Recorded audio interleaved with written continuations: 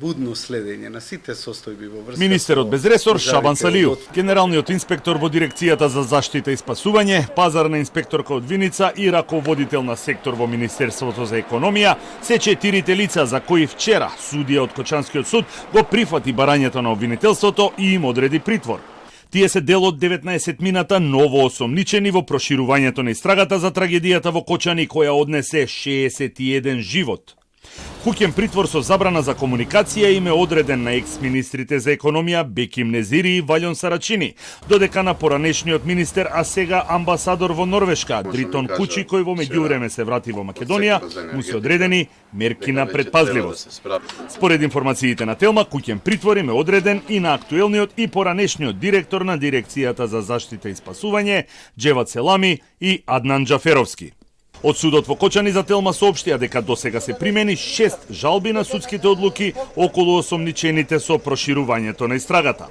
Истрагата на обвинителството е насочена кон испитувањето на работењето на Министерството за економија, Дирекцијата за заштита и спасување и пазарната инспекција од 2012 година, кога почнува со работа Кабарето Пулс.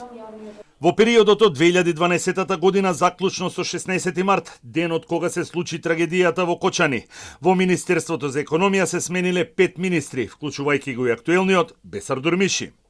Дирекцијата за заштита и спасување во периодот од 2012 година ја воделе 4 директори именувани од владата од различни политички партии. Кај пазарната инспекција во последните 13 години се смениле најголем број на директори, вкупно 8, вклучувајќи го и актуелниот Владко Стојковски, кој не е опфатен со истрагата. Според досегашните официјални информации на обвинителството, најголем број на осомничени се од Министерството за економија, 13 лица, меѓу кои се 4 поранешни министри и по 3 државни секретари и раководители.